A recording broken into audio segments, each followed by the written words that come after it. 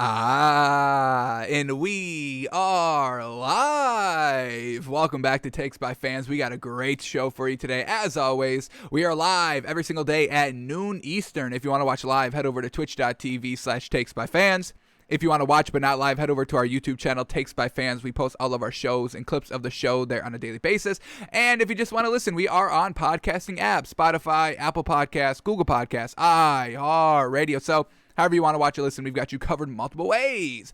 Alrighty, folks, 1 week, 7 days, 7 more days, 1 more week, folks, before the start of the NFL regular season, what we have all been desperately waiting for. Preseason's good in the moment, but, nobody looks forward to preseason games, and then when they're over, we're all, thank goodness they're over, because not to disrespect the kind of non-guaranteed starters in this league, but y'all are kind of not very good. I don't want to call y'all all trash. Ramondre Stevenson made the most out of it, so we can, give credit to that Patriots running back that really exploded onto the scene. But, around 98% of everybody else playing in preseason is a little trash, and it's not the best product. It's unfortunate. So now that preseason is over, we got to get into the full swing of the NFL season, and that tips off next Thursday, Cowboys-Bucks. Oh my goodness, going to be absolutely great. We get to see Dak back in action, Tom Brady and the Bucks, Super Bowl defending champions, back in action. How can Dak Prescott lead this offense? Can he throw for 6,000 yards again? How can Dan Quinn scheme up a way to stop the ultimate offense that is Tom Brady, Mike Evans, Antonio Brown, Chris Godwin, Cameron Brate, Rob Gronkowski, Leonard Fournette? I mean, folks, the list goes on and on and on and on, and we are expecting Dan Quinn to stop that? He could try. We got one more Hard Knocks episode before Thursday where maybe we can buy into this Dallas Cowboys team overall come Thursday, so we can bet on them, depending what the spread is. But the Cowboys still have some work to do in that department to sell us defensively. So we are 1 week removed from 1 week until the NFL start of the NFL regular season. So we've got to kind of finish up these narratives. I do want to try and finish up these narratives today, reviewing those. So for the next 6 days leading up till next Thursday, we can start counting win totals and what we're expecting from most of the teams. We've done a couple of teams in our NFL team refreshers. We're just going to kind of bypass some of those segments, just kind of focusing on the schedules coming up and betting on the win totals that we think could be some good value. So let's see if we can get the training camp narratives all done today. Hopefully we can go through these stories quickly, but you never know here, folks. We like to get our time and take our time and get our full understanding. We like to talk through things, so we bring up multiple things. So sometimes the stories go late, but let's see what happens today, folks, shall we? So let's just jump right into it with the stories of the day. And Aaron Rodgers is back, folks. He's back again with another post to social media. So here we go. Aaron Rodgers Instagrams out this photo of Aaron Rodgers and Matt LaFleur kind of being buddy-buddy. Aaron Rodgers is hanging off of Matt LaFleur, the head coach. And then the caption is, "They said we wouldn't get along." Crying face emoji, heart. So yeah, they said we wouldn't get along because you were not getting along with anybody in this organization. So that's why they were saying it, is because your actions determined what people were saying. But it does seem like, Matt LaFleur really caters this offense to Aaron Rodgers. It was just, that one dreadful mistake that set the world on fire by settling for a field goal in the NFC Championship game instead of giving Aaron Rodgers one more opportunity, because that's what Aaron Rodgers always needs, one more opportunity. I can get it done next time. And, when he doesn't get that next time, he's got a little bit of a scapegoat that he can use, be like, well, it was the head coach's decision not to play me. You know what I mean? So, Aaron Rodgers this offseason has kind of been voicing his opinions and kind of concerns and disappointments with this overall franchise. And so far, it's been working. It seems like this organization is listening to him a little bit more.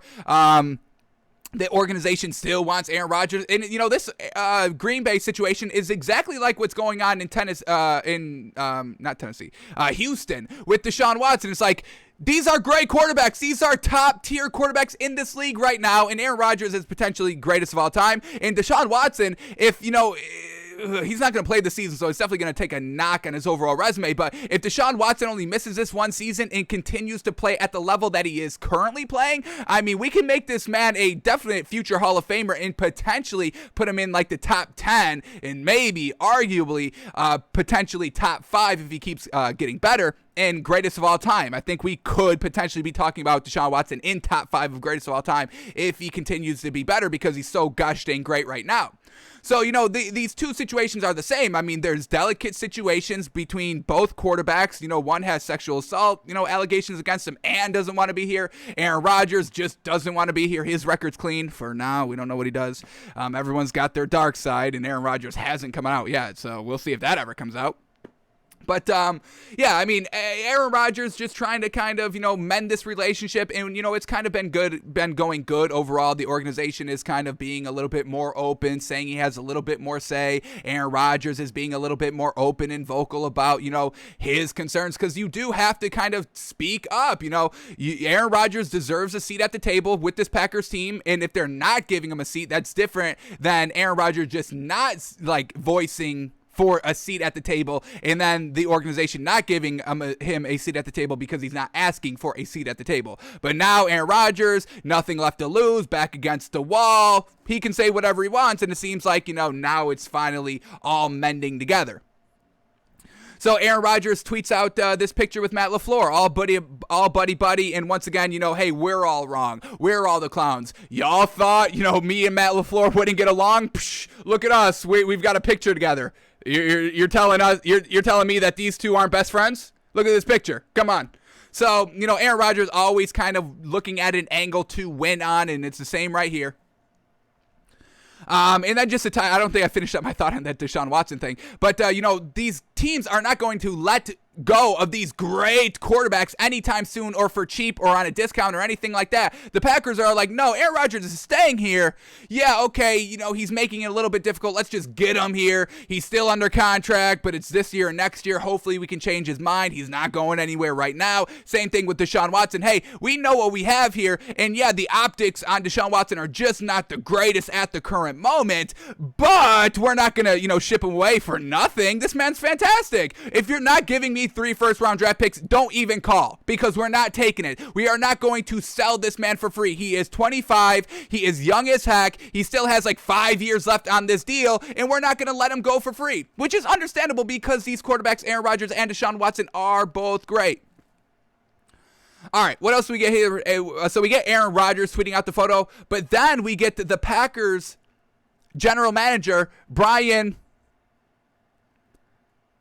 I have it up, folks. I swear. I prepare for this name every single time, and I always blank. Gutekunst. Brian Gutekunst. There it is. Packers GM Brian Gutekunst has had conversations with Aaron Rodgers, and so far they have all been excellent. So once again, just the communication between Aaron Rodgers and the Packers front office seems to be very, very good. Nobody's kind of, taking stabs at the other side in the national media, anything like that, any quotes, any just kind of tweets or nothing like that, which is always great. So maybe Aaron Rodgers is finally, becoming a little bit more comfortable here in Green Bay, or it's just Green Bay giving in to all the demands of Aaron Rodgers, because Aaron Rodgers, like we kind of, have been saying, he kind of has this team held hostage. If they say one bad thing about Aaron Rodgers or one decision that he doesn't really like, he could just be like, all right, well, I'm out. I'm going to use this clause in my contract that I can leave next season. So I'm out. So it is kind of still tiptoeing on eggshells around Aaron Rodgers. And I think Aaron Rodgers knows that, why he tweets out this photo, why, he goes out in the media and says the things that he does. I think it's because Aaron Rodgers knows that this organization is backed into a corner and he can do whatever he wants, because that threat of leaving, he saw what the threat of leaving did this offseason. Hey, we'll renegotiate the contract. Okay, you're good now? Okay. Whew. Now Aaron Rodgers could be like, well, I think I am maybe potentially leaving again, and then getting everything he wants again. So we don't know what Aaron Rodgers' end game is, his angle is. If we just kind of go with Aaron Rodgers' history of his personality and everything we know about him, I think this kind of picture is like, hey, I got this team kind of wrapped under my finger a little bit. I can do whatever I want. He's all buddy with Matt LaFleur. I think, I don't think this is like anything out of the ordinary here of a picture, but I'm wondering if Aaron Rodgers was ever this close with Matt LaFleur the last couple of seasons, or if he truly knows, hey, I got this man under my thumb. I can do whatever I want because they are here to please me, and they know if they don't please me, I'm out of here next year. So we still don't know what kind of Aaron Rodgers angle is, if he even has one. We do assume he does have one just because of his personality and his big brain wants to be smarter than everybody in the room. That's what we just kind of infer from that. But let's go into this article quickly and see how the relationship between the Packers general manager and Aaron Rodgers is, because the general manager says they have been having conversations with Aaron Rodgers that have been excellent. So now that Aaron Rodgers is out of his shell, Turtle Rodgers, we love it. We get to hear from Aaron Rodgers, which is always great. I mean, we want to hear the player side. I mean, we don't knock players for no reason. We want to hear your side. We want to hear the other side, and we want to kind of figure out what is truly going on here. So it's great. I'm not knocking Aaron Rodgers for finally kind of speaking up and posting on Instagram and Twitter and all that. That's what we want here. But let's go into this article and see if we get anything good on the relationship here. If it's real or is it fake? Because that's kind of the narrative we have to start going with. Is all of this just fluff and for media so everyone's off the team's back? Or is this true, a nice mended relationship? And we'll only kind of know for certain when it comes time for Aaron Rodgers to decide, hey, I'm going to sign another big deal, or hey, I'm out of here. And that's when we'll truly know if this whole relationship is real or just kind of Aaron Rodgers holding this team hostage. So here we go. Let's see what we get. All right, talking the day after the NFL's cut to 53-man rosters, Gutekunst spoke of better communication between Packers head coach Matt LaFleur, and Aaron Rodgers. So all three meshing together. Love to hear it. And Aaron Rodgers, his beef was never really with Matt LaFleur. It was more towards the front office. At least that's what he has been saying in his kind of, press conferences. So here we go. Quote here by general manager Brian Gutekunst. Quote, I've had really good conversations throughout camp with Aaron and Matt, and I think the communication has been really, really good. As we went into this kind of decision-making period, I think everybody, all the people that are kind of involved in that, were very aware of what was going on and why we were doing what we were doing. So I feel really good about that, and the conversations that I've had with Aaron have been excellent. So kind of seems like Aaron Rodgers may have had a little bit of a say in personnel decisions with the final cuts of the 53-man roster, which, Aaron Rodgers definitely should have a say, have an opinion, voice his opinion, because overall, it is kind of Aaron Rodgers' team. I mean, we know he's the best player on this team, hands down. He's been here longer than I believe the general manager and the head coach. So, Aaron Rodgers is an OG here. He's a great talent. He can single-handedly lead you to a Super Bowl, no problem. So, yeah, he should be like, all right, when I'm looking at the receivers and tight ends, who should, we keep? Yeah, I think we should keep this guy and this guy for these reasons. And, if they line up with the values of what the team is going with and all that, then yeah, they should kind of oblige and, go with Aaron Rodgers' decision if it makes overall sense. Aaron Rodgers should still not have the final say. I'm not saying really any player should be having the final say, but I definitely think getting the input from these great quarterbacks is a huge benefit to the team overall, because you're making the quarterback happy. The quarterback is using the weapons that he knows that are great caliber players that will go and catch the balls that the quarterback is throwing. So you definitely want the overall weapons to be comfortable with the quarterback, and the quarterback, vice versa, comfortable with the weapons as well. And, I bring it up again. Tom Brady giving input to Bruce Arians. And once again, Bruce Arians not taking everything Tom Brady says as the gospel, but still valuing his input. And what did the Bucks do last season? They won the ring year one with Tom Brady. So glad that is finally happening here, or seems to be happening here, with the Packers and Aaron Rodgers. All right, we get one more quote here, and it's going to be by Aaron Rodgers, so let's read the lead up here. Rodgers made his return to the Packers facility on July 28th and unloaded a great many issues he's had with the Packers brass amid one of the more memorable news conferences in NFL Chronicle. Truly that. And that's what we love. Aaron Rodgers coming out of his shell. Gotta love it. During the presser, he tabbed his relationship with Gutekunst as professional at this point. point, once again, you do kind of, all relationships should be professional, but, if you truly are, comfortable around each other, it definitely makes it a lot easier if you can kind of do a little bit of a friendly kind of relationship as well, not all professional. It needs to be kind of like 75, maybe 8, maybe that might be a little bit too low, but maybe like 80% professional, 20% friendly, something like that. I think that would kind of work. All right, but let's keep going here. In early August, Rodgers offered a report of advancement between the two, saying, quote, "I think it's a work in progress. I think relationships aren't formed in a matter of a couple days," and we have read this one before, but let's keep going. "There's time where the respect grows and the communication follows. I think the greatest relationships that you can have with your friends and loved ones involve conversations and flow. You cannot talk to a close friend for a few months and pick up right where you left off." So once again, this is his previous quote from early August, and it's kind of sounding real good because Aaron Rodgers says right here, there's time where the respect grows and the communication follows. So now we know there's great communication. So was there originally good respect that they were able to mend, and now we're getting great conversations? So once again, this kind of seems like it's mending together pretty solidly here for Aaron Rodgers, when we really thought it was kind of a done deal that he was gone at the soonest moment that he could get out of here. But it's seeming to be like Aaron Rodgers in this front office have really just kind of mended everything and are moving forward. He's getting more say, there's more communication, and there had to be more respect before there was communication, according to the Aaron Rodgers quote. And then the other thing, why it can't just all be professional at this point. Look at this quote here by Aaron Rodgers. "I think the greatest relationships that you have with your friends and loved ones involve conversations and flow." If it's 100% professional relationship, you're really not going to have that flow. You may have,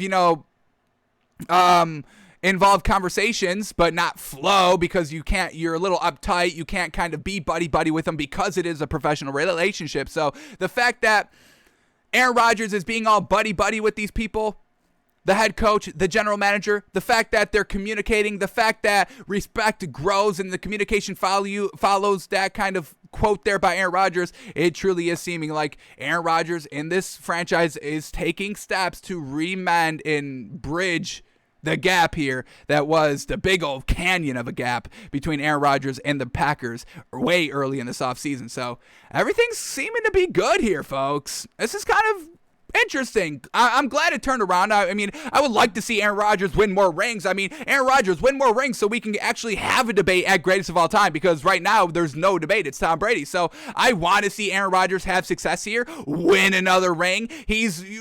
Folks, when you watch this man throw the football, it is absolutely pure perfection. We know if we're just going based on pure athletic talent of football, I would probably say that Aaron Rodgers is the greatest quarterback in all time in that one regard, pure passing ability. But when we talk about greatest of all time, we really have to factor in everything. And so far, I can't ignore 7 championships, folks. That's absolutely ridiculous. 10 overall getting to participating in, with Aaron Rodgers 1 win and 1 participation. So just overall, I can't give the greatest of all time to Aaron Rodgers, but if he starts winning more rings, yeah, we can have a debate. We can have a conversation about it. So glad that Aaron Rodgers is feeling a little bit more comfortable here in Green Bay. Glad that these relationships between the head coach, general manager, and quarterback that really do need to be solid are starting to become a little bit something that resembles something solid. So that's great to hear. So far, Aaron Rodgers and the Packers seem to be getting along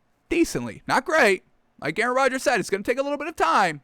But so far, these last 2 months seems to be treating both parties well. So, gotta love it. Alrighty, here we go. And what the hell? It's not looking good here, folks. I don't want to resign on... When do I have to resign, potentially? On September 13th, Monday, September 13th, I would not like to resign. But if this happens, I may have to resign. And it's going to crush me, but... I speak for the people out there, and I may have led the people astray. I don't think so, deep down, but these Bears people, folks, they are not budging so far. We still have a week and a half. Still have a couple of days. Truly hoping something changes. But the Bears general manager Ryan Pace says there's no need for us to rush Justin Fields. Of course there's a need to rush for Justin Fields because he's better than Andy Dalton. Because Andy Dalton's not going to win you meaningful games. It's unfortunate, but we know that's going to be the case. So we told y'all this was a huge bet that we really were kind of staking our entire reputation on. We have been hammering this bet. We have been speaking about this bet this entire offseason. We have not spoke about a bet the way that we have spoken about this Justin Fields being the week 1 starter bet. And so far, he's not the week 1 starter yet, and we're running out of time. So if he's not the week 1 starter, I will have to resign, folks. That's my duty here.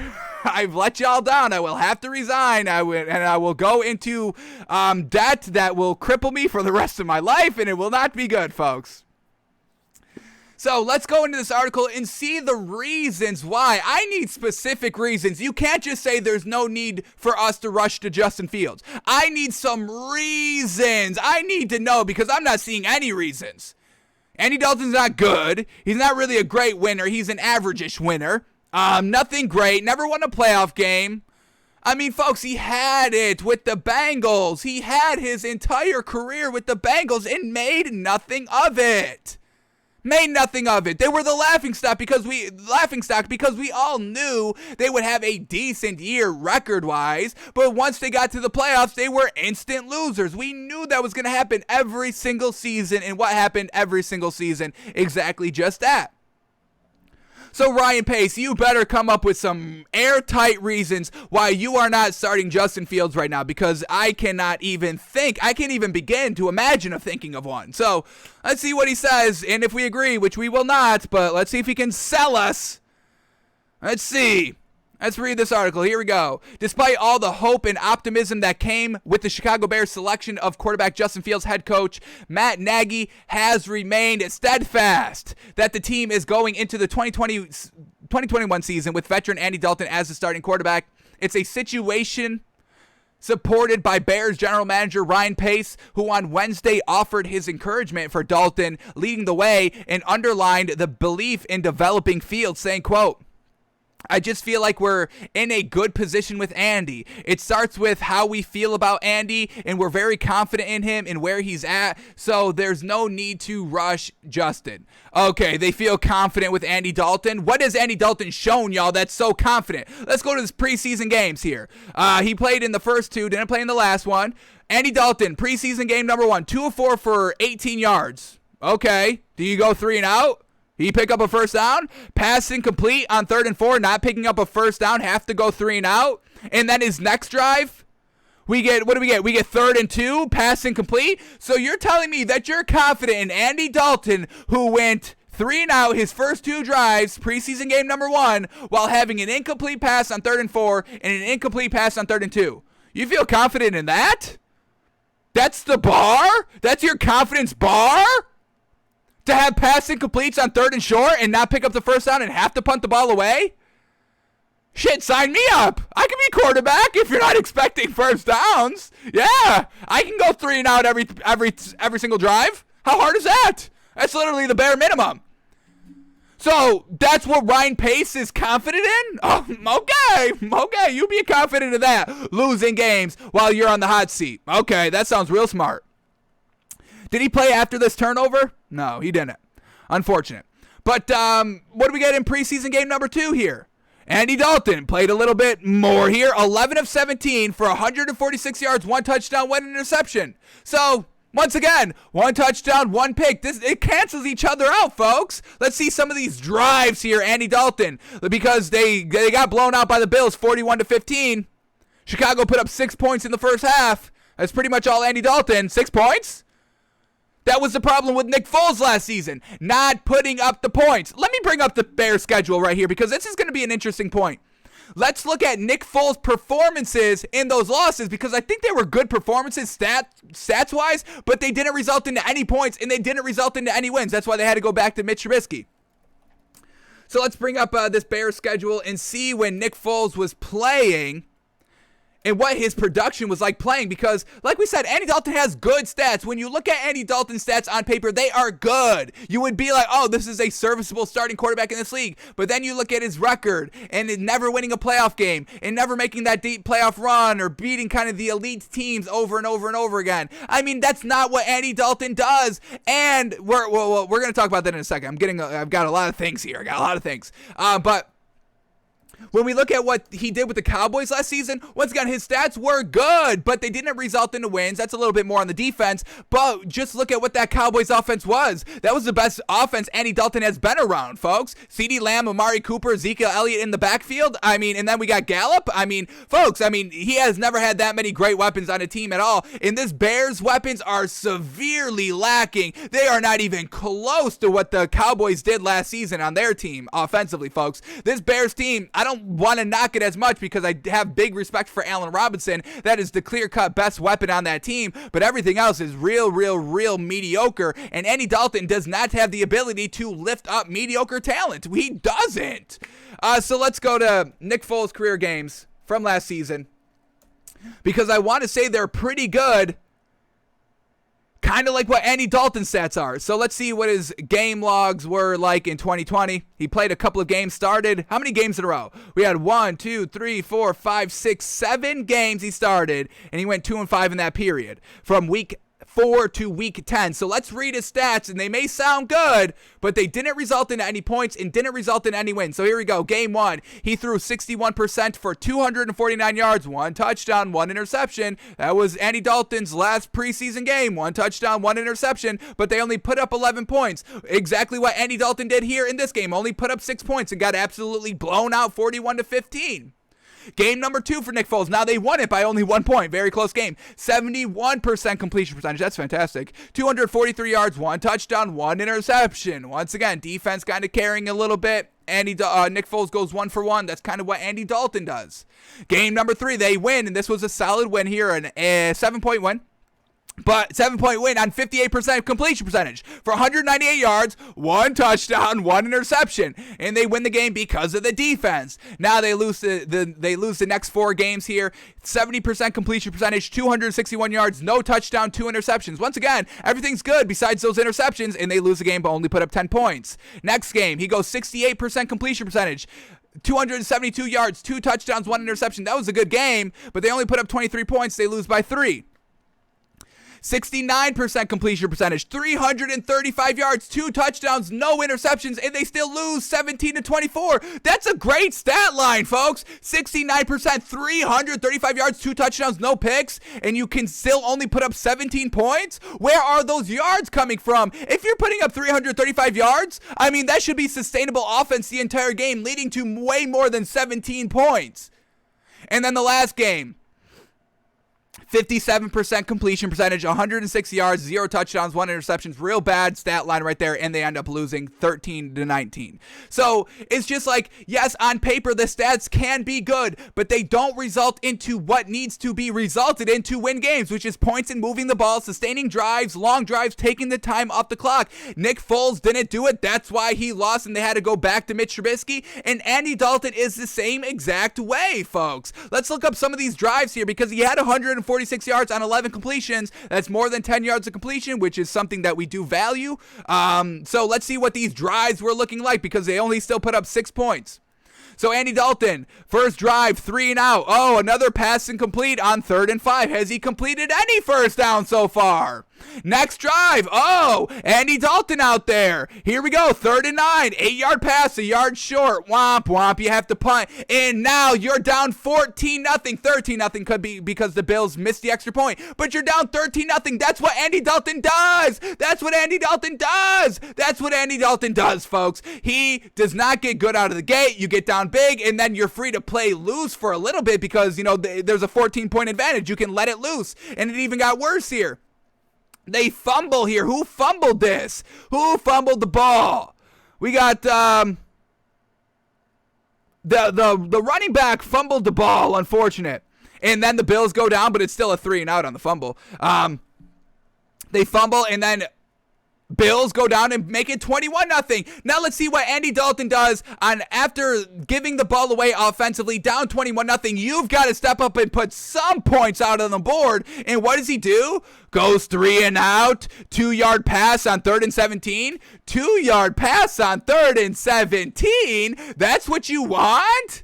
Oh my goodness, and then they get down 28-0, and then Andy Dalton has a one big play hitter go for 73 yards. That's not impressive. You're already down 28-0, not able to pick up a first down. So that's what you have confidence in Andy Dalton? Oh, Ryan Pace. No. How can you have confidence in this? I don't get it. What else does he say? Is it only just confidence? Let's go to this next quote right here. Let's read the lead up. Here we go. On the heels of back-to-back 8-8 campaigns, many believe Nagy and Pace need to be in a rush to produce winning seasons. We have been a champion of that narrative 100%. So once again, these guys are just going to go down with the ship. They don't want to. They're going based on their confidence. Well, we have seen what your confidence has gotten you the last couple of seasons, 8-8 and on the hot seat. So maybe go against what your confidence says to do because you're wrong. Your natural instincts are just wrong. As we see, oh my gosh, on the heels of back-to-back 8-8 campaigns, many believe Matt Nagy and Ryan Pace need to be in a rush to produce winning seasons to ensure they'll be back for the 2022 season. By then, it's altogether likely Dalton, who signed a one-year deal pack with Chicago, could be on to his fourth team in four seasons, and Fields will have taken the reins without question. So, Andy Dalton's not the future, so why are you delaying the future? It makes no sense, folks. It makes no sense to delay the future any longer. We know you're on the hot seat and you're trying to do everything right, but you're kind of been doing everything wrong. So why do we think you're going to get it right now when your back's against the wall? Quote here by Ryan Pace. Playing quarterback in the NFL, there's so much that goes into that and so much different than you'd even see in the preseason. The weekly preparation, seeing NFL defenses in the regular season, and all those things. I just think the more time he has to learn that and observe that, the better off for him. So why not do that with Justin Fields? If the game of quarterback is so hard, why are you delaying Justin Fields' progress by 1 year? I don't even think Jalen Hurts is going to be that good this season because he started so late last season. He didn't have that early experience under his belt. Tua had that experience under his belt. Joe Burrow has that experience under his belt. Justin Herbert has that experience under his belt. And we're expecting big things from really all those quarterbacks this season. Maybe not so much Joe Burrow because he is coming out of the injury. But, there's no reason to play Andy Dalton to start the season, swap out to Justin Fields, and not have him and just take away all that practice from him, all those reps, all that experience and reps, folks. That's what you have to do to learn and get better and advance your career in the NFL. And if you're backing up because the team is afraid to start you because they're afraid of, injuring you or traumatizing you or ruining your development, I think you're ruining his development either way, not playing him. All right, we get any more quotes here? Who's saying this one right here? This Ryan Pace still? Seems to be Ryan Pace. So let's read this lead up.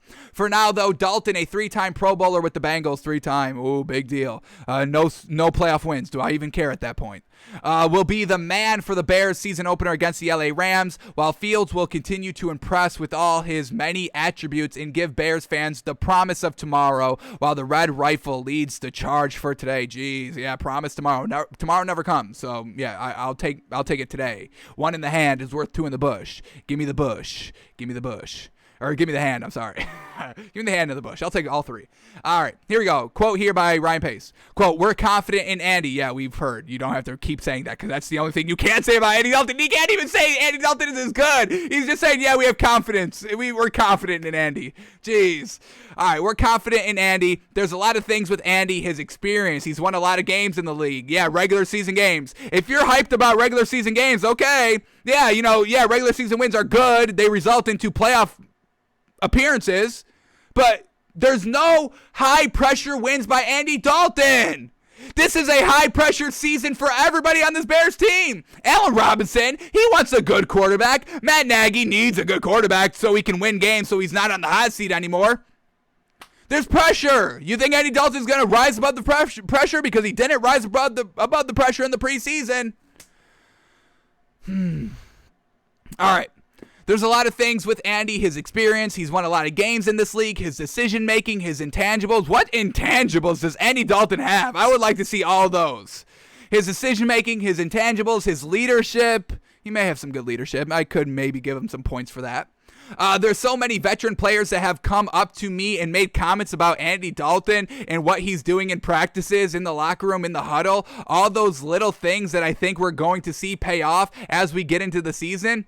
You've heard people talk about Andy Dalton. I have not heard one chirp about Andy Dalton. We scour the internet every day for stories, folks, for what people are saying, players are saying, coaches are saying, personnel are saying. I have not ran into one positive Andy Dalton quote. Everything's been telling me good things about Justin Fields. I haven't heard anything good about Andy Dalton. So somebody's lying. Somebody's lying here. We got any more quotes? One more, two more quotes. Let's keep it up here. While Pace praises Dalton's veteran intangibles, he likewise praised Fields' similar intangibles, while giving a nod to Fields' dynamic talents, but stating they knew those were part of the package for the Ohio State product. Says, quote, we obviously knew about the arm talent, the athleticism, the work ethic, all those things, but when you get him out there in an NFL environment, he stays calm in the moment. His heart rate stays low. He processes fast. He goes through progressions. So what is wrong? What is wrong? He's there. He's good. He's slowing the game down. That's the biggest thing for rookies, slowing the game down, going through his progressions, and you're still not going with him. Why? Another quote here, last quote, I think you feel like you see a lot of young quarterbacks who kind of stare down an intended target, but you see him working through his progressions, which I think is really good to see from a young quarterback, but you don't have confidence. So Andy Dalton is so much better than what Justin Fields is displaying right now as a rookie? I'm not buying it. Folks, I can't buy it. He's not selling me at all. He says he has confidence in Andy Dalton. That's it. Nothing really specific. He has good intangibles. So I just don't understand, folks. I just don't understand. And I don't want to, retire from the show and resign, but they may make me. I'm going to get resigned because the clowns at the Bears, Matt Nagy and Ryan Pace, aren't doing what the right thing is. How crazy. I'm going to have to suffer the consequences. Damn it. Damn it. So that's where we're at with the Bears. And Andy Dalton is really, truly seeming like he's the starting quarterback for week one. Truly, truly unfortunate. We can't buy the Bears now. Week one. We won't. We won't bet on them. We won't root for them. We're rooting for their downfall because we want to see Justin Fields. It's unfortunate, but that's what Matt Nagy is forcing us to do. So, take it up with him. Unbelievable here what's going on.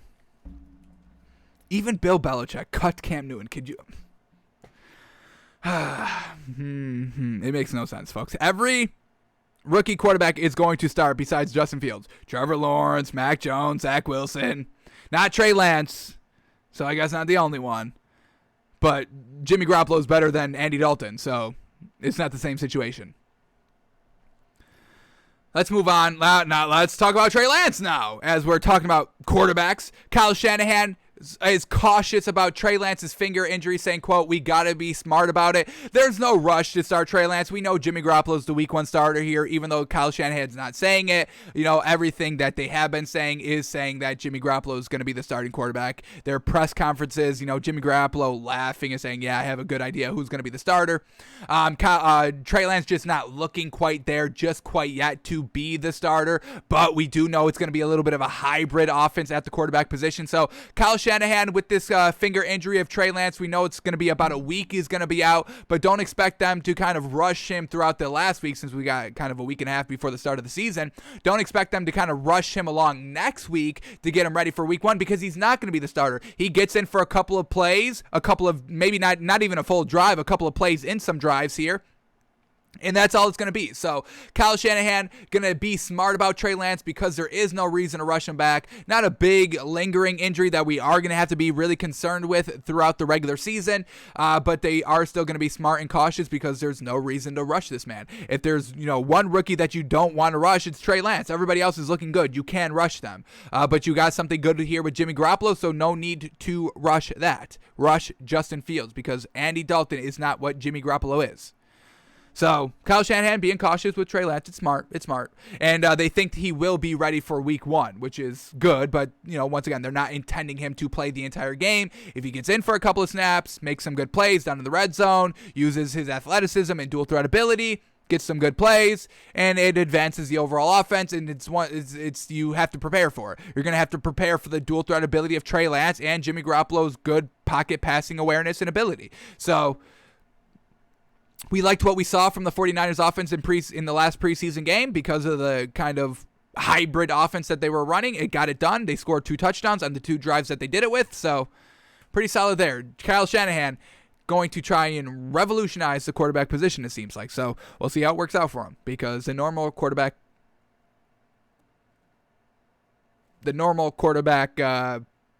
routine doesn't work out for him. 2 Super Bowl losses. How unfortunate. All right, so we've been talking about kind of the Tua and potentially the Dolphins trading for Deshaun Watson, which we never really put any stake into. But Brian Flores made it kind of 100% clear yesterday that, hey, Tua's our guy. I don't know why y'all keep bringing it up or want me to kind of keep talking about it every single day, but Brian Flores is saying that Tua is the guy. And this is huge now, folks. This is why when there's no quarterback competition, you do not make it a quarterback competition. Once you know who the starter is, you go out and tell that guy who the starter is. You tell them, hey, you are the starter, because it alleviates pressure. It makes them play looser. It makes them take total control of the team now that they know it is officially their team, because now that Brian Flores has kind of officially cleared the air here that they're not getting Deshaun Watson, that they are 100% rocking with Tua. Tua goes to the press conference yesterday and he talks and he's like, yeah, it was great to hear it. I feel so great hearing it from them. It gives me confidence because I'm hearing it right from the source, right from Brian Flores. Let me see what he actually says right here. It means a lot coming from the head coach. It's important that we have that kind of like relationship where they can kind of, be 100% open and, that active line of communication is open. So, I mean, this is why you have to name the starters. This is why we don't like what kind of Urban Meyer did with the whole Trevor Lawrence thing, stringing it along. And, you have to just tell the person when it is. If it's not a true quarterback competition, if you know who the quarterback is going to be, just go out and tell them, because it's going to make them play better, and it's going to make them play free, and it's going to make them feel wanted. Why do we say that Carson Wentz blew up last season? Because he wasn't wanted in that Eagles team. They told him, he was the guy, but all the actions went against him being the guy, and now he's not the guy anymore. So you can tell these guys who the quarterback is going to be. It's not going to ruin their progress, and it's not going to make them not work hard or just kind of be they won't be content with just kind of where they are. They will always strive to be better because they know it's all going to fall on them. They know it's single-handedly kind of their responsibility as the quarterback to have this offense looking and running right come week 1. So the relationship between Tua and Brian Flores has grown now that, Brian Flores has truly cleared the air. So Tua doesn't have to kind of go to the press conferences and get asked those questions. Hey, have you read the reports in the paper? What do you think? Brian Flores isn't denying it. Your head coach isn't denying it. Not really kind of fully, saying that, yeah, we are keeping everything internal and we're not going to talk about it. But that's not giving us 100% confidence in faith in Tua. Now Brian Flores giving 100% faith in Tua. That relationship is good. Tua is feeling wanted and welcomed and ready to rock and keep getting better. So there is no reason to have a fake quarterback competition. You're just ruining the relationship between you and the franchise guy that you call your franchise guy, but your actions speak louder than words, folks. And if you're not doing the actions or the words, you got to kind of do both, then you're going to get an unhappy quarterback room. So we'll see how the Jaguars, Trevor Lawrence, plays year one, since he kind of was on the opposite end of being on the right. He wasn't on the right end of how you're supposed to do it because of the fake quarterback battle. And we'll see how kind of, Jameis Winston plays, because that was an actual quarterback competition, and how Tua plays when there wasn't an open quarterback competition, but they just still make this man the starter, and confirm it and all that. So the end of the story, the moral of the story is that Tua is going to be great this season as well. So he's going to be great. We've got no problems with Tua. Alrighty. Let's move on to the Texans, because Deshaun Watson, it's seeming like he's not going to get traded before the start of the NFL season, and they are going to probably hold on to him because they are not going to let this man go for absolutely nothing. So we get some quotes here by general manager for the Texans, Nick Caserio. He says they are taking it, quote, one day at a time with the Deshaun Watson situation, and that's kind of how you have to take it, because at any point some legal trouble can pop up, and then he's done and going to be shut down by Roger Goodell or just the justice system in general. So let's see what the new information is, because we've been seeing a lot of fake information on the Texans and who wants to trade and who's interested in trading and when were they interested just recently or 2 months ago. Like, what was the case? It was 2 months ago, rehashing old stories. But now that we're hearing words straight from the horse's mouth in Houston, let's see what we get. So here we go. The ongoing situation regarding Deshaun Watson has no end in sight, a reality the Texans acknowledged Wednesday. Houston general manager Nick Caserio spoke on the matter when fielding his usual round of questions about Watson. Says, quote here, "What I would say about that is really no different than what we talked about at the beginning of training camp. Each day we're going to make a decision that we feel is best. It's a one-step process. Deshaun's been here every day. He's been in training camp every day. He's been in the building. He's been in meetings. He's been around his teammates. And again, we're going to take it one day at a time."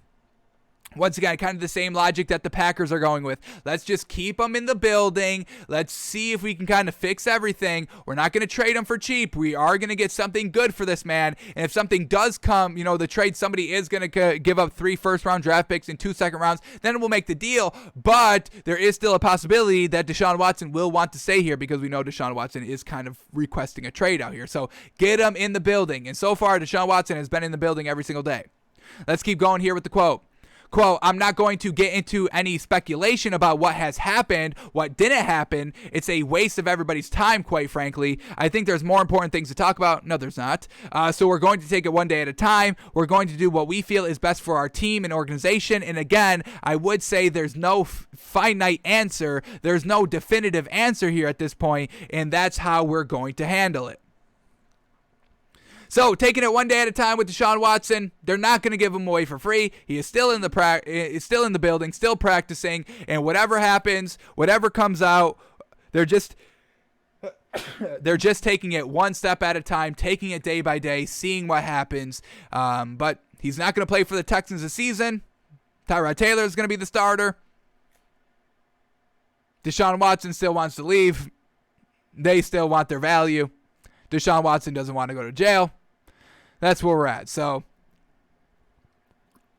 those reports about, the Eagles and the Broncos and the Dolphins all being, heavy suitors for Deshaun Watson, no field has gotten done, or no trade has gotten done. And that would really just kind of, the main reason of that has got to just be the allegations against him. That's really got to be the only thing keeping him, because Deshaun Watson still doesn't want to be there. So that is where we are at with Deshaun Watson, taking it one day at a time. Alrighty, I'm not going to talk about this. I don't want to talk about the vaccine and COVID anymore. It's tiresome, and it's going to be the entire season. And it's, people like it, people don't like it. That's where we're at with that. So we could just, we'll just talk about what the article was about. Chris Ballard, the general manager for the Colts, says that there should be consequences against unvaccinated players. So that's what he says. Okay. let's move on. All right, here we go. Zach Ertz here, because this was good information, because we talked about Zach Ertz and the Eagles yesterday when we were doing our training camp narratives. Once again, we do things for a reason, folks. Once again, stories, narratives that were taking place early in the beginning maybe got lost in the shuffle or no update until now. But now we know what's going on with Zach Ertz. Now, to recap what was going on with Zach Ertz and what our narrative was that Zach Ertz has was kind of requesting a trade out of Philadelphia. Said he didn't really want to be there anymore, didn't really feel wanted anymore, and just wanted to be traded. And that was one of our narratives. Is Zach Ertz going to be on the final roster, final 53-man roster, or is he going to get traded? We knew he made the final 53-man roster yesterday, but now we finally get to hear from Zach Ertz himself, and this is great news if you're an Eagles fan, because he's in here for the long haul. So here we go. Tight end Zach Ertz in his first public comments this season says, quote, "This is a place I want to be. This is the place I want to retire. I'm moving on from everything that happened this offseason. There have been apologies." Also says that things have been mended with the team. So great there. Kind of the same thing that's going on with Aaron Rodgers. Seems like everything has been mended. When you're away from the team and you're throwing shots and, there's not really shots coming from the ownership, but then, everything's getting blown up in the media and you see what you've kind of caused and you see like how everyone's taking it and you're like, yeah, I didn't really mean it like that. I meant it just like this, but y'all ran with it and took it like that. Aaron Rodgers did that this offseason, and now that, he's in the building, everybody's talking, everybody's communicating, everything is mended. Same thing with Zach Ertz. Now that he was in training camp, now that he was in the building, everything has been mended. There's been apologies, everything has been mended, and now Zach Ertz is happy here in Philadelphia, and he's a great tight end. We want to see him succeed. We want Zach Ertz to be on this team for the development of Jalen Hurts because we believe in the man, and we obviously love and support Tight End University. So, of course, we're loving Zach Ertz as the tight end here. So, Eagles have their tight end here, Zach Ertz. He's going to be here all season, and, he's not going to leave. He's going to retire here. That's what he says as of current. So, love that Zach Ertz is happy back here with this Eagles team, and now we have our answer. Does Zach Ertz get traded? No, he does not. Alrighty.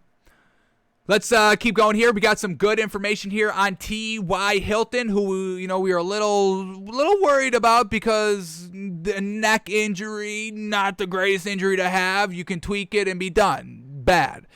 So T.Y. Hilton, a little bit of a neck injury. He did have surgery. He will be moved to the injury reserve soon and will be back, quote, sooner rather than later. And they're kind of estimating only expecting to miss 3 weeks, which is real good because, we were kind of thinking it could be kind of half the season. We're kind of thinking it could have potentially been season ending. And now we're kind of getting some good information after the surgery has happened. They're saying he's probably only going to miss 3 weeks. So this Colts team, if they can just kind of weather the first couple of weeks here, Carson Wentz coming back from the injury, looking good, but just getting everything right, not having kind of your number one, A1, tier 1 wide receiver on your roster for the first 3 weeks. If everybody can just be game managers for this Colts team and they can escape, the first 3 games, maybe 2-1, 1-2, wouldn't be too bad. It wouldn't be great. Wouldn't be too bad. If they can, just don't go 0-3 because then you're putting pressure on T.Y. Hilton to, maybe expedite his recovery a little bit. Maybe even if he's not 100% ready to go by week 4 or whatever it is. So, try to go 2-1. Obviously 3-0 is the goal. 1-2 potentially. But if they could just take it slow, be game managers, don't try to do anything too big right off the gate, still kind of learn the rhythm and timing and getting everything acclimated here for the long haul of what is a true potential Super Bowl contention here for this Colts team. They could potentially get away with missing T.Y. Hilton for the first couple of weeks. So glad that it's not anything big. We're only kind of looking at 3 weeks for T.Y. Hilton. Real solid. Alrighty, once again, more not good Giants news out here. Jeez Louise, man, I'm ready to sell this Giants team 100%. I'm very close, folks. Jeez. The Giants are placing speedy wide receiver John Ross on IR with a hamstring injury. He's out for at least the first 3 games of the season. So, once again, we've been boasting and gushing about this Giants wide receiver room of just how deep it is and how great it is, how versatile with the speed and the length and the catchability and all that. But John Ross was kind of part of that, and now he's injured. So hopefully we get to see a little bit more Kadarius Toney out there. That could be good. And hopefully Daniel Jones can still make the most out of his 4 other great wide receivers that he has on this team. So don't expect to see John Ross out here anytime soon. He's on IR, and you have to miss at least 3 games if you get placed on IR. So that's where they're at with John Ross. Alrighty, the NFL Network tweets out an interesting question, and we truly definitely say yes, but let's see what's going on here. So here we go. They posed the question, is Kyle Pitts the next big thing? You better gosh darn believe it. So we know what this man does. He's a great tight end in this league. Big, tall, fast, 6'6", absolutely fantastic. We saw what he did in college, absolutely fantastic. We've seen what Darren Waller has been doing the last 2 seasons, 1,000+ yards every single season, looking absolutely unstoppable, monstrous, all of that. And Kyle Pitts is very, very close to Darren Waller. I mean, basically the same build. But there's one thing that we didn't know about Kyle Pitts that we know now, and it's going to be absolutely fantastic. Longest wingspans ever recorded by a wide receiver or tight end in the last 20 years. It was DK Metcalf of recent at 6 feet 10 and 7/8 inches. Wingspan, catchability, catch radius, 6 feet 10 inches. But Kyle Pitts is in the league now, and he's got the new record, 6 feet 11 and 3/8 inches. Yes. Look at that wingspan, folks. Look at that wingspan. Big catch radius. You can throw it, 5 feet high. You could throw it 6 feet to the left, 6 feet to the right. It doesn't matter. Kyle Pitts is going to go out there and get the ball. He will go out and get the ball. If you're inaccurate, he's going to make you look good. Now, luckily for Kyle Pitts, Matt Ryan is pretty accurate quarterback here, but he could be a little less accurate if he needs to be. So Kyle Pitts, folks, the longest wingspan ever recorded by a wide receiver or a tight end in the last 20 years. Absolutely fantastic athlete right here, who we think is going to be absolutely fantastic. So watch out for Kyle Pitts, folks. He's going to be catching everything. If it looks inaccurate, if it looks wide, if it looks low, if it looks high, if it looks wide, left, wide, right, whatever it is, it's going to come down with the catch. Watch out for 100% catch percentage year 1 by Kyle Pitts because of his wingspan, folks. Alrighty, quick story right here. Nickelodeon, they're bringing back the MVP. They're going to be doing another playoff game where they give away the MVP this season. So we'll see who the new Mitch Trubisky is. Hopefully the fans here, granted, they're Nickelodeon fans, so they're a little bit younger, but hopefully, maybe they can know what NFL is, what football is, because they chose Mitch Trubisky to be the MVP, even though the Bears lost in that game to the Saints. Usually give the awards to the winning team, guys. So maybe do a little homework in the regular season before the playoff comes, so you know what to vote for. You vote for the players that are actually doing something good. So hopefully they get the award figured out. But it's back, so hopefully y'all learn from your mistakes, because I don't want to see another Mitch Trubisky type player get an award, folks. What is that? You get an MVP? It's kind of insulting. If I was Andy Dalton, I would have taken it as an insult. And I think he kind of does a little bit, but what are you going to do? Not accept a trophy? Give me a trophy. I'll fucking display it. All right, so the Nickelodeon wildcard game is back. Watch out for the new MVP.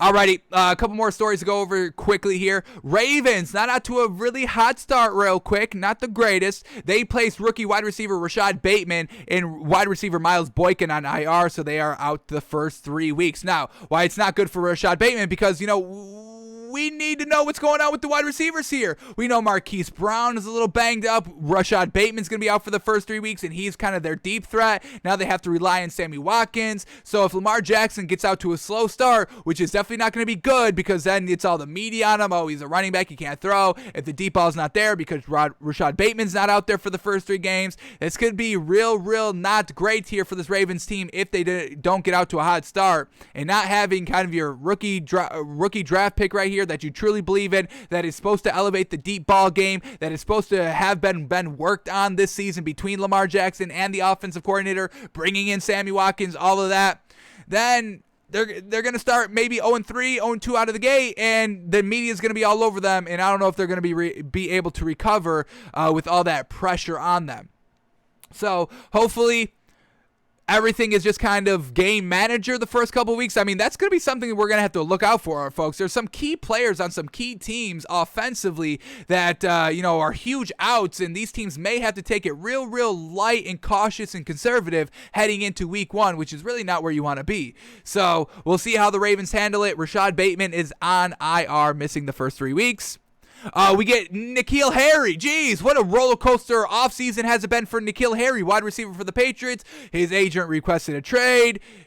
He didn't get traded. He's been putting in work here in preseason, in the offseason, in training camp, and it's been looking good. Everybody's ranting and raving about N'Keal Harry. Big Bill Belichick has been having big things said about N'Keal Harry as well, and now N'Keal Harry is on IR. So great, geez. As soon as we were going to get, N'Keal Harry's next step in the league, he's out for the first 3 weeks. So this Patriots, no Mac Jones, you're not going to have N'Keal Harry. Hopefully he can still get it done. Oh my God, did y'all see this? Did y'all just see this? Mark Davis, the owner of the Raiders, his new mansion that he's building in Las Vegas, $14 million. This looks, this looks stunning. I mean, this is an architectural marvel right here, folks.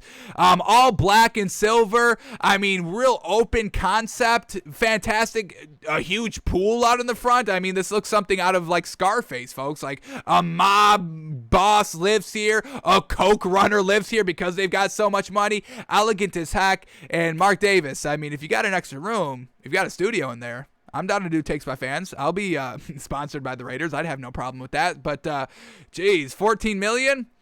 Folks, the Patreon needs to accumulate $14 million so we could be broadcasting from here. Absolutely fantastic. So, Mark Davis, he doesn't have the best taste in haircuts, but he's got a good taste in housing, folks, in architecture. Jeez, so we'll give him that.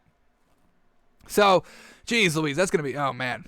I can't wait to see what this looks like live. This is just kind of the photo, the concept, but it's looking absolutely fantastic out here, folks. Mark Davis is living in luxury, living in style. Jeez, who would have thought? All right, and then the last thing to talk about here quickly, Ben DiNucci, he's back. He's looking awful, folks. Every time we watched him in preseason, he's absolutely trash. In Hard Knocks, he's absolutely trash. Throwing so many interceptions, everybody getting behind him, and then he goes out there and throws another interception. So he's not learning. He's not getting better. He's not doing anything. He ended up getting cut. We talked about that yesterday, but they re-signed him to the practice squad. Woo. Yeah, great. So that's where Ben DiNucci is, if anybody's wondering. Alrighty, those were all the stories that we needed to talk about for today, so let's head over to our NFL training camp narratives to watch for now that preseason has kind of wrapped up, now that training camp is basically over. We're a week removed from the start of the NFL season for Thursday Night Football come next week, so let's see, did these teams kind of accomplish or achieve things, goals, narratives that we kind of set for them? Can we feel a little bit better about these teams that did hit their goals and narratives, and should we be kind of falling off the teams that we still don't really know? They didn't really answer the questions that we had on them. So we've been kind of going through division by division, and we're trying to finish these up quickly here. So let's continue rolling with the NFC South here with the Packers, Bears, Vikings, and Lions. NFC North, excuse me. So here we go. Packers, our narratives for the start of training camp were, does Aaron Rodgers show up and win? Well, yes, he did show up, and he showed up first day? Was it first day? Real early on, whatever it was. But Aaron Rodgers is here. There's no more, really doesn't seem to be any beef between them. He's getting along. He's posting videos. Everyone's posting pictures. Everyone's saying, hey, there's been great communication. So great. Aaron Rodgers is 100% in the moment here of Green Bay. We love to hear it. All right, another narrative. If and when he shows up, how is the overall chemistry of the team? Well, we just saw this picture today. All smiles, hanging off of Matt LaFleur. The general manager, Brian Gutekunst, says, hey, we've been having great talks. So overall, Aaron Rodgers isn't kind of seeming like he's holding the locker room hostage or the team hostage, like it's my way or the highway. If I don't get what I want, I'm not going to play, or I'm not going to put all the energy into it. It's seeming to be like Aaron Rodgers is playing like classic Aaron Rodgers. So that's great. Next narrative, how does Matt LaFleur handle the offseason digs and maintain an overall happy atmosphere? Once again, we haven't really seen too much insight on that just because we don't have the cameras in the locker room like we do in Hard Knocks, where we can kind of extrapolate how the locker room and the coaches are all going. But Matt LaFleur is smiling in this picture, or maybe wincing because of the sun or whatever it is, but there's a little bit of a grin.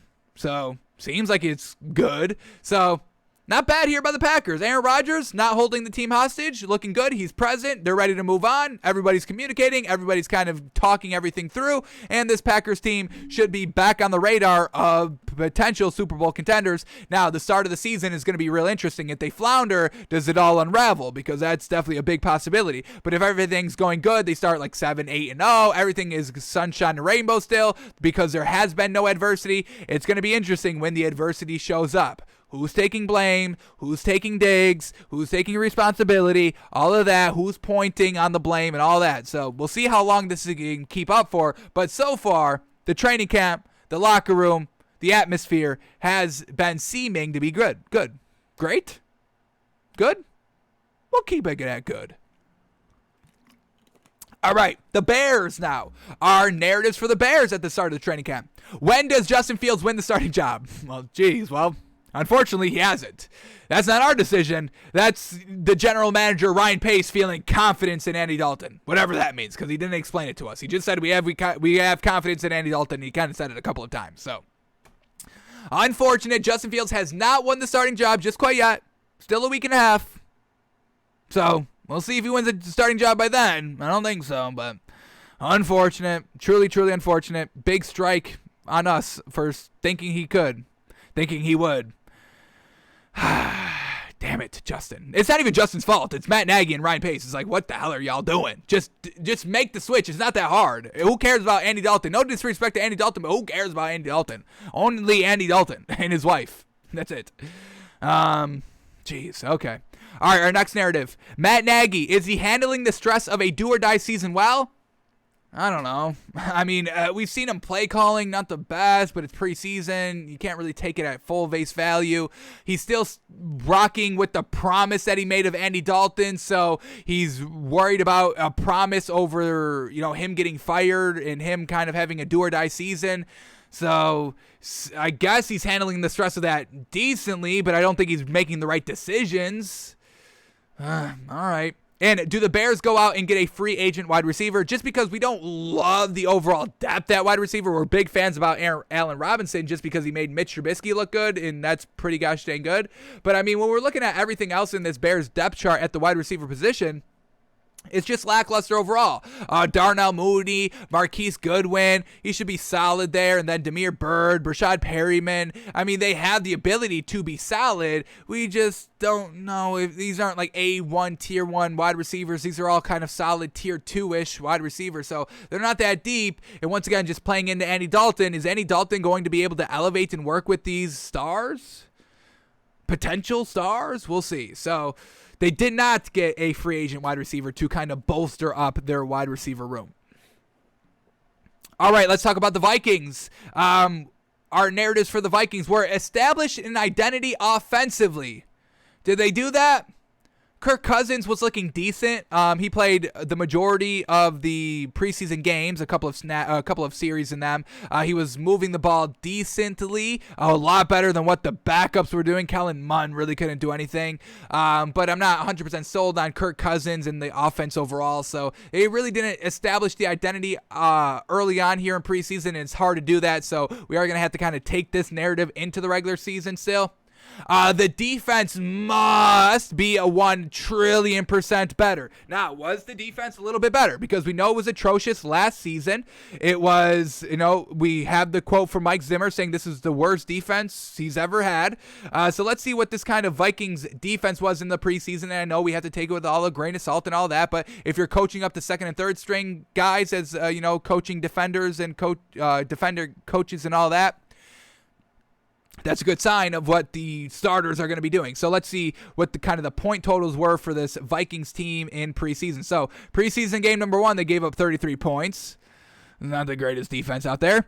Preseason game number 2 against the Colts, they only gave up 12. That was real good, and they only gave up field goals in that game, so that's solid. And then preseason game number 3, they gave up 28 points against the Chiefs. Patrick Mahomes was playing, and he still torched them. Patrick Mahomes puts up 2 passing touchdowns, so that's not great. That's not great either. So the defense, still a little bit of a question mark here for the Vikings. Hopefully Patrick Peterson can kind of, shore it up a little bit, but still, at the end of preseason, we still don't know what the hell this Vikings team is, folks. So didn't really answer anything here. Unfortunate. And then the last team to talk about here for the NFC North is the Lions. Our narratives were Dan Campbell. Can he coach?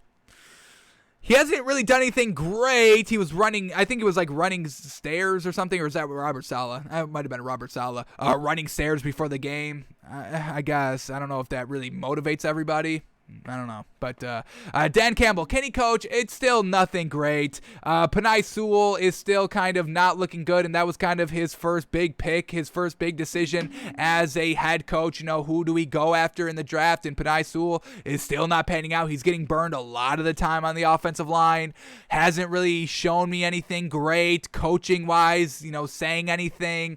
At the press conference, we know all the stunts and early on in training camp, with, his first initial speech of, hey, I'm not going to wipe your butt, and then wearing the motorcycle helmet and all that. So we're still not totally sure this man can coach. Still not great. Did he win any preseason games?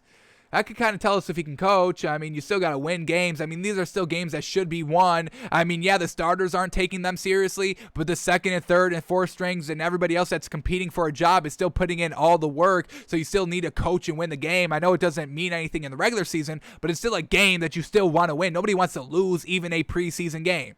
So let's see what this Lions team did. They lost the first game close, 16-15 against the Bills, but they gave up like a last-second touchdown or a last-second score, last-second big throw that ended up leading to a last-second field goal. So down the stretch, coaching-wise, hey, there's a minute left. We're up. Hey, defense, that's all fighting for your jobs. Go and get it done. And we know Dan Campbell's kind of a defensive-minded kind of coach, kind of an tight end, kind of, a big kind of, I don't want to call him a musclehead, but that kind of ask type of coach. And that's kind of what defense is. So not great there. Preseason game number 2. We get Dan Campbell and the Lions. Where are they at? Preseason game number 2. They lose against the Steelers 20-26, another loss. And then preseason game number 3, we get the Lions losing against the Colts, and they were at home 27-17. So he didn't win a preseason game. I know it's not the best gauge, but I mean, of everything we've seen, you could have at least won one. So no, he can't coach. I guess we've figured that out. Jared Goff, can he play quarterback? Well, that's still determined, and he didn't play a lot in the preseason. I don't even know. I think he did play in the first game. Let's quickly look at his stats quickly here. Jared Goff, preseason game number 1, 7 of 9 for only 56 yards, no touchdown, no interception. Preseason game number 2 against the Steelers, Jared Goff doesn't play. And doesn't play number 3 either, I do not believe. And Jared Goff did not play in preseason game number 3 either. So we still are, the question mark on Jared Goff here, which is not good. We don't want question marks going into the season, but we have a question mark on Dan Campbell and we have a question mark on Jared Goff. And DeAndre Swift, year 2. Once again, he was we haven't really heard a lot of noise from the Lions. Who was there was another running back on this Lions team that was kind of getting it a little bit done, getting it done a little bit more than DeAndre Swift was.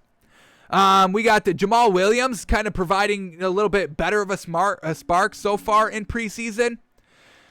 So that's not the best look here for DeAndre Swift, the rookie from last season. So DeAndre Swift didn't really kind of shatter anything here in preseason, which is definitely not great, as he was kind of catching his stride at the end of last season, and we were kind of hoping it was going to transpire into the start of the early part this season. But yeah, so far, I don't even think we've seen DeAndre Swift out there, honestly.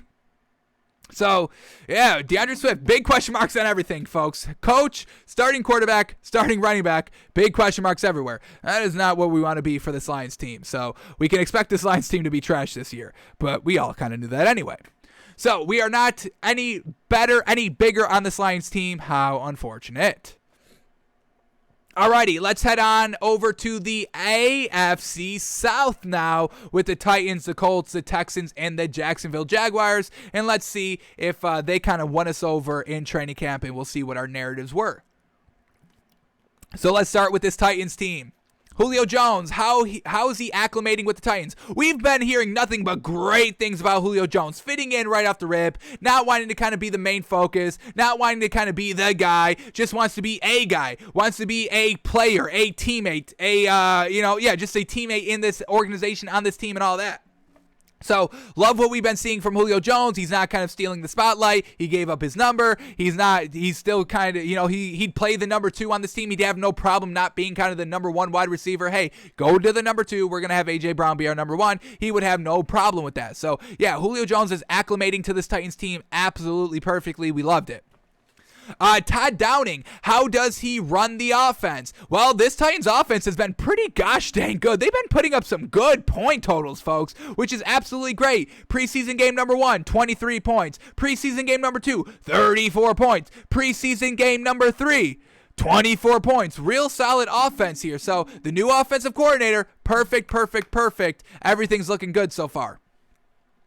All right, can he keep Ryan Tannehill in above average game manager level? Well, Ryan Tannehill didn't really play in the preseason, so that's something that we're going to have to kind of see. But so far, he's been coaching up the offense, the second and third strings, putting up those point totals in the preseason. So we would expect he would know how to handle Ryan Tannehill, what he can do, his limitations, what he can do out on the field. And I think he's going to have a great offensive plan here. So everything's looking great here for the Titans. And defense still has to be solid. And it was, folks. This was the best. I think this was ranked the best defense here in preseason. I think we can look this up quickly. Here we go. Let's go to team stats here. Team totals in the preseason. I know they held the teams to the least amount of points. I think they only gave up like 13 points this entire time, folks. So let's go to this. Team defense here.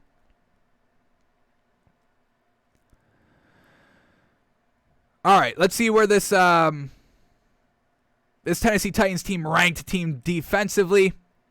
See how many sacks that they had. Number 1 was kind of about 12 sacks. Tennessee had 9, real great up there. Pass defenses, most we're seeing is like 23. Tennessee had 15. That's not bad. I want to see what I want to see scoring. Because Tennessee, okay, here we go. Tennessee put up 81 points offensively, and I believe they had the top-ranked defense. Here we go.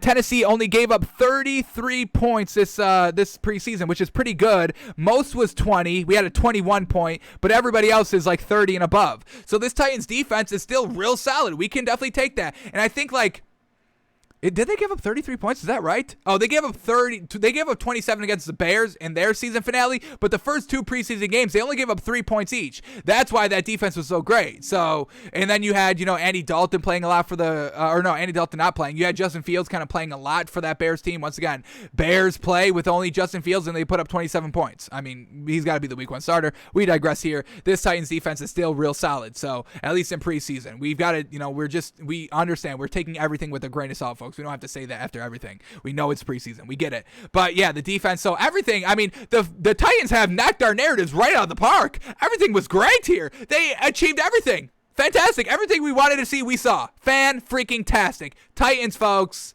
Watch out for them.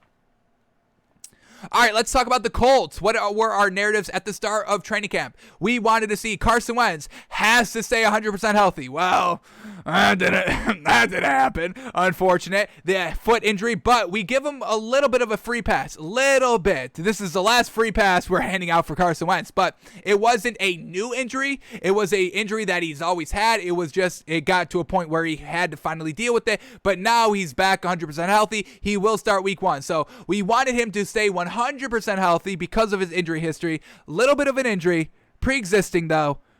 We're not going to kind of jump overboard just quite yet.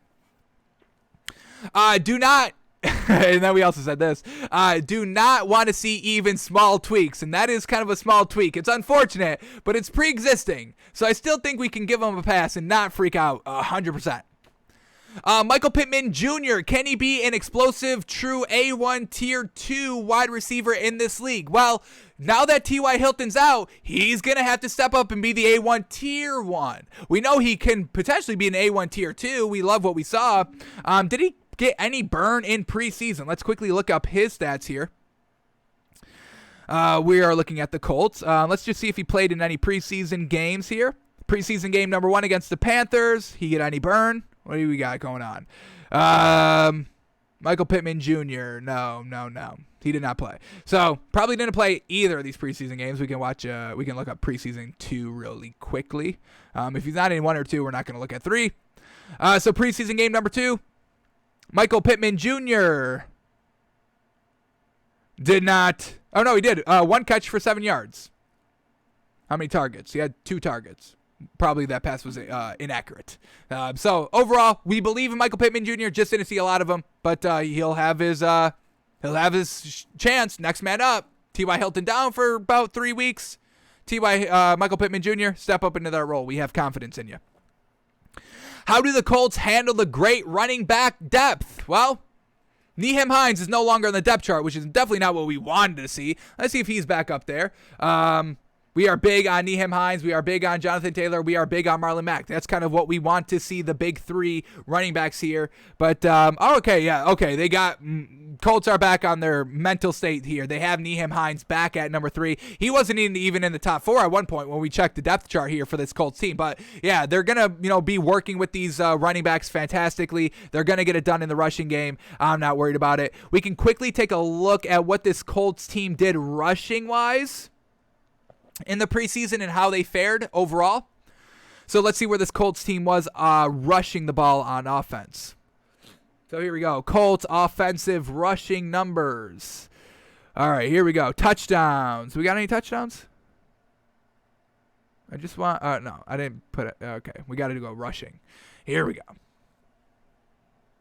Okay, Colts rushing stats. All right, about a top 10 rushing in the preseason. Fantastic. They had 98 attempts for 368 yards, which, like we said, their yards was about top 10 here. Number 1 with San Francisco was 565.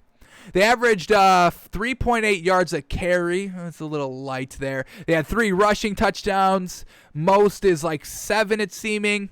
Everybody else is kind of at the 2 to 4, so 3 right in the average-ish. Yards a game, they're putting up 127 yards a game on the ground, which is, once again, just kind of, solid, top 10-ish. Okay, first downs. Rushing first downs. They had 21. Most in the preseason seeming to be kind of 34. So he's kind of, once again, just kind of right in the average-ish. So, they're not using their best running backs out there the entire time, so we can expect the rushing game for the Colts to be very, very solid this year. Alrighty, and then the last narrative, I want to see all 3 get great rotational carries. So we could potentially hope to see that in the regular season. Didn't really see that in preseason because starters. So not bad there by the Colts. All right, here we go. The Texans now. What were our training camp narratives? Is Deshaun Watson going to jail? Well, not yet, but that is still an option. So because now there's criminal charges filed, which is not great. At the beginning of training camp, it was all personal. Civil, I should say. All civil lawsuits, but now there are criminals. But he's not in jail yet, but that is still an option.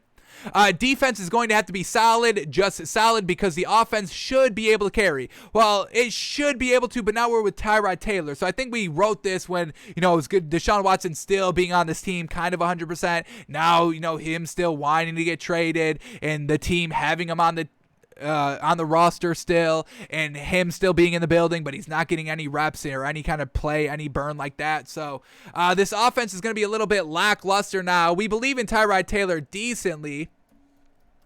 Let's bring up their depth chart to see what their weapons are like. I believe they may still have a good running back. What do we got here?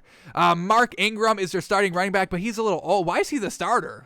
Mark Ingram's listed as their starter. Phillip Lindsay should be the starter. Phillip Lindsay's better than Mark Ingram, and Mark Ingram's good, but he's a little bit older. So I go with the young kid. I go with Phillip Lindsay. So, okay, I don't like that. But Brandon Cooks, Chris Connolly, Anthony Miller, Decent weapons there offensively. The line, Laramie Tunsil, I don't know how great he is. So, yeah, we'll see. Tyrod Taylor is definitely a way dip below than what Deshaun Watson was last season. So, yeah, maybe this offense shouldn't be able to carry now. So maybe the defense is really going to have to step up now, since it's not since it's not Deshaun Watson. We know what Deshaun Watson did last season. He was carrying the team, and it only resulted in 4 wins. And Tyrod Taylor is nowhere near the quality that Deshaun Watson is. So, yeah, we're going to need this defense to step up. This offense can't just kind of be the main focal point. This defense is really going to have to do their part this season. So we'll see what they can do. Man, I don't know. What is this defense? Whitney Merciless, Malik Collins, Vincent Taylor, Jordan Jenkins, Zach Cunningham, Christian Kursky, Kevin Pierre, Lewis, Desmond King, Eric Murray, Justin Reed, Terrence Marshall. They're going to have to get it done because this offense is not as explosive as kind of it was seeming to be like in the beginning of training camp. Unfortunate. Alrighty, and then the last team to talk about here in the AFC South is the Jacksonville Jaguars, and our narratives were, how quickly does Tim Tebow get cut? Well, it was actually pretty quickly. It was the first opportunity to cut players when you had to cut some players. That was the first opportunity that they had, and they used it to cut Tim Tebow. So for that, I can applaud the Jaguars and Urban Meyer for cleaning up their absolute garbage mistake of signing this man for even a chance to play in this league. So for that, we like that. Hopefully sooner rather than later. Yes, that is exactly what happened. And Urban Meyer, can he coach? Well, we actually know this for a fact that he can't coach. He's, he lost the OTAs because he didn't know the rules in kind of OTAs this season. So he lost his OTAs next season, so he doesn't know the rules. He cannot coach. We just saw him in the media saying, hey, we made decisions on vaccination status for our final cuts. And then the PR team had to come out and be like, no, that's not really what he meant. This is what he meant right here. Can't really say it out loud. He said the quiet part out loud. We've heard that in that NFL.com article. Somebody said he said the quiet part out loud. Exactly that. So Urban Meyer cannot coach. He had a quarterback battle. That was not a quarterback battle. That is not a coach right there. That is manipulative. He manipulated Gardner Minshew because Gardner Minshew wanted a trade because he wanted somewhere where he can start. So Urban Meyer manipulated him into saying, yeah, you've got a chance to start here. Why wouldn't you? Yeah, we're not going with Trevor Lawrence right off the rip, even though we are. So, yeah, this man cannot coach. I've got no problem saying this. Urban Meyer is floundering in the NFL. You're a great college coach, different system here in the NFL, and he's not making it work. So, Urban Meyer cannot coach in this league. Did he win any preseason games either? He lost preseason game number 1, 23-13, 10-point loss, trash. Preseason game number 2 here. They lose 21-23, can't close out a close game, trash. And then preseason game number 3, last attempt to get a win here. Urban, did you do it? You beat the Cowboys. Congratulations, 34-14. I'll give him that one. But everything else, this man can't coach. If you want to put one preseason game win as him being able to coach, I'll let you do that. But everything else, the man is not a coach. The man does not know how to be a coach in this league yet. So Urban Meyer cannot coach. We do know that now. Alrighty, that is the AFC South, folks. Now let's go to the AFC East and talk about our narratives here. So here we go. Bills, Josh Allen, year 3 fluke or the real deal? Well, we just saw him in preseason game number 3, and he was looking fantastic. So, real deal. No year 3 fluke. This man's the real cookie out here. I love it. Can't wait to watch this man this year. Going to be fantastic. Do they go out and get a running back in free agency? No, they're just still sticking with Devin Singletary. We'll see how that works out. He's kind of been decently this preseason. I think he's got some good, decent burn. Let's just see what he did in preseason game number 3 if he started. I believe he started a game, and we had some good totals. Let's quickly see if we can find that game. Preseason game number 3, he did not play. They're still going with Devin Singletary, right? Let me make sure that's correct. Get up the Bills depth chart quickly. I believe they're going with Devin Singletary, but let's see what happened in preseason game number 2. Did he get no burn this preseason? That'd be interesting. I thought I saw some rushes by Devin Singletary. I was like, okay, maybe he can get it done this season. Maybe he can finally come to full fruition of what he is supposed to be for this Bills team that just really need him to be a game-managing running back. So here we go. He is still listed as number 1 on the depth chart. And he did play in preseason game number 2, 2 carries for 21 yards. Yes, sir. And a touch, or no. He did have a touchdown, rushing touchdown. Fantastic. So got it done there. Fantastic. Let's see quickly preseason game number 1. Quickly. Devin Singletary, 8 carries for 42 yards, 5.3 yards a carry. No touchdown, but still, I'll take that. So, yeah, Devin Singletary's been pretty solid here. We can get behind this man, and if Josh Allen is continuing to get better, that's going to open up the rushing game. We just need Devin Singletary to take advantage, and so far in the preseason, he kind of did that. So, yeah, we can get big on Devin Singletary now. They don't need to bring in a free agent running back. They're good, and there's some good options out there. Lamar Miller, Alfred Morris, Le'Veon Bell. So, some still options out there, and they're keeping Devin Singletary. So, we'll see how he plays out. Alrighty, Dolphins now. Tua Tagovailoa, ? We love the accuracy, but need to see more scoring drives, and we did kind of see that. He didn't play in preseason game number 3, but in preseason game number 2, I believe he led us to 14 points? Let me see. Let's get up the drive charts here. We can go to this quickly. This was preseason game number 2 against the Bears here.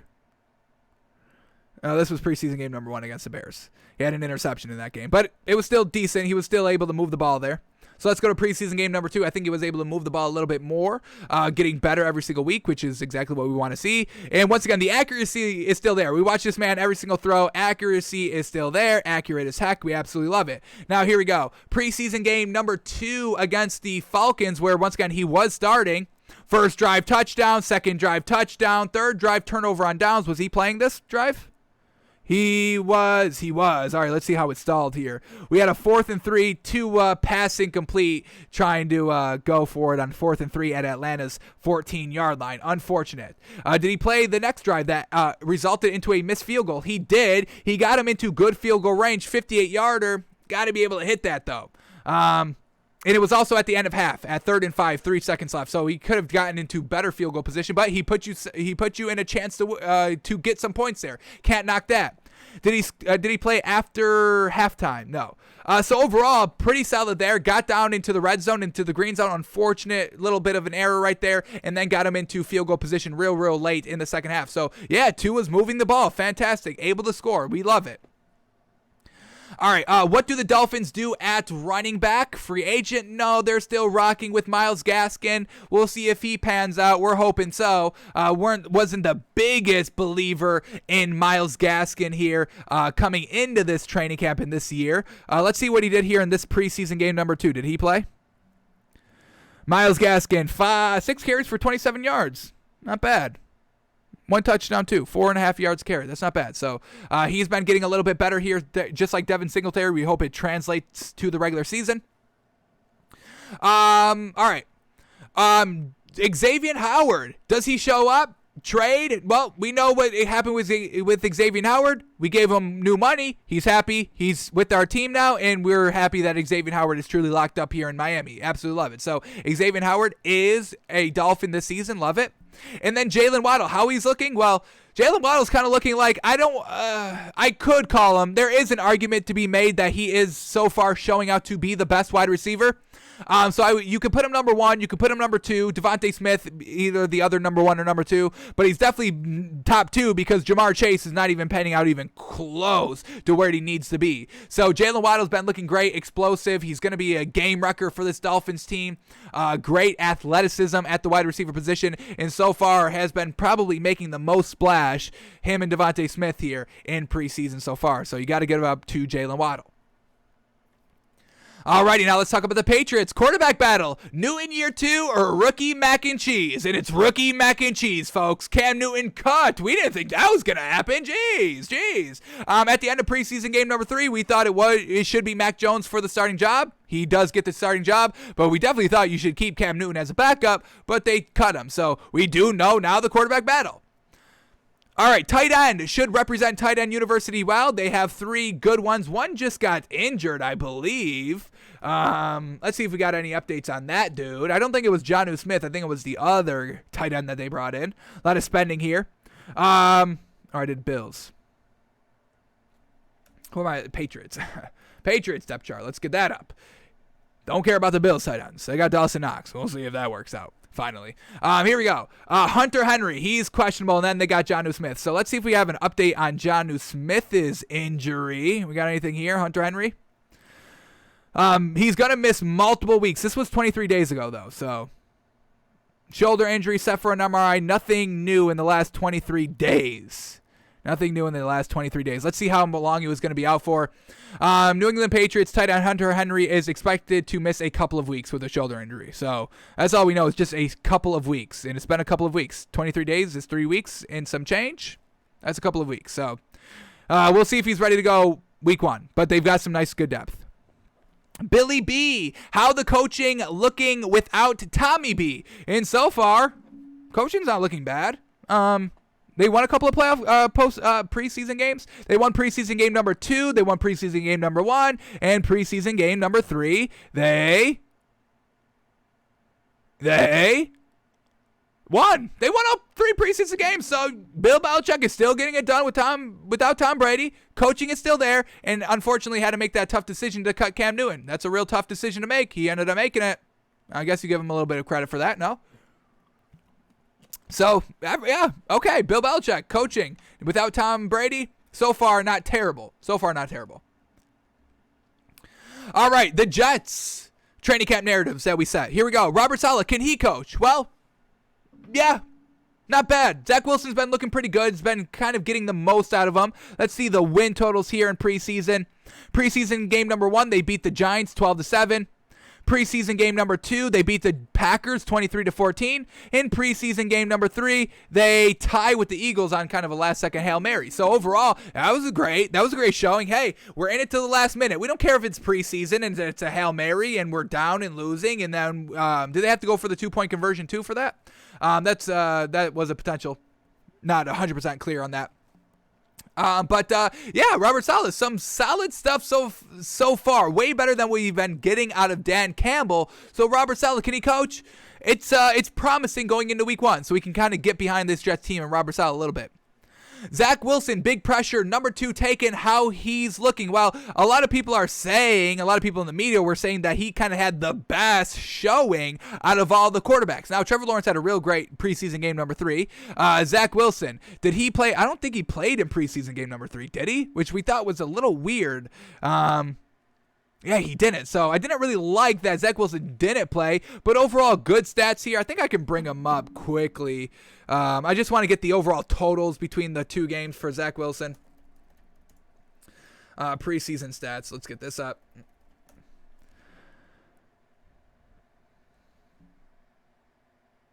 Y'all got preseason for these game logs. Come on. I just want the preseason stats, baby. Come on.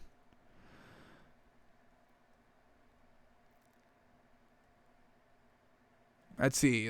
Just the stats quickly. That's all we want to see, folks. Y'all about to make me do it manually. Okay. All right, here we go. Preseason game number 1. Jets. Zach Wilson. He goes 6 of 9 for 63 yards. Real solid completion percentage. And more than kind of 10 yards of completion. So that's exactly what we're looking for. And then game number 2 against the Packers. He goes 9 of 11 for 128 yards, 2 touchdowns, 0 interception. So statistically, he was there. So we could buy into Zach Wilson a little bit. We can buy into Robert Saleh. Fantastic. What else we got here? Can Michael, the running back, be a top 10 running back? Well, did we get any good rushes by, let me get his name up here first. Michael Carter, rookie here for the Jets.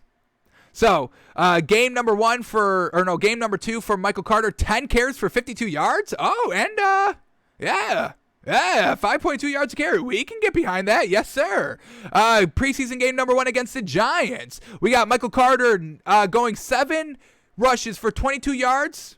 That's kind of not bad. 3 yards a carry, not bad, but getting better. Preseason game number 2 is better than preseason game number 1. Did he play in preseason game number 3? He did 7 carries for 12 rushing yards. Yikes. That was bad. Ooh, okay. Not great there. And let's check out this injury. What's up with this injury? Michael Carter injury. Is he good to go for week 1? Injury deemed minor. Okay, that's promising. What do we got here? Carter's unspecified injury isn't viewed as a serious injury. Okay, well, that's good. If it's unspecified, it surely shouldn't be anything. Okay. Yeah. Quarterback, coach, running back, all looking good, all buyable come week 1. Great by the Jets. That's how you do it. That's how you go from rookie quarterback and rookie running back and rookie head coach. Some good outings, some great performances by all those players and coaches. One didn't lose a preseason game. Not bad there by the Jets. So we can buy this Jets team a little bit more. Alrighty, we have 2 more left. We'll do these tomorrow quickly on the show to finally finish them up. And then tomorrow on the show, we will kind of start with the overall win totals and where we can bet some good teams and make some good money here on betting win totals on what we project these teams can do this season, looking at their schedule and finding all those wins. So that's going to do it for us today, folks. Thanks for tuning in. Thanks for watching. Thanks for listening. We're back live tomorrow, noon Eastern, doing it all again. The stories, the narratives, the bets, all the good stuff here, getting us ready for week 1 that kicks off next Thursday, the 9th. Cowboys, Bucks. Thursday Night Football. Going to be great. Alrighty, folks. So that's going to do it. That's going to be all of us today. We'll be back tomorrow. Hope to see you. We are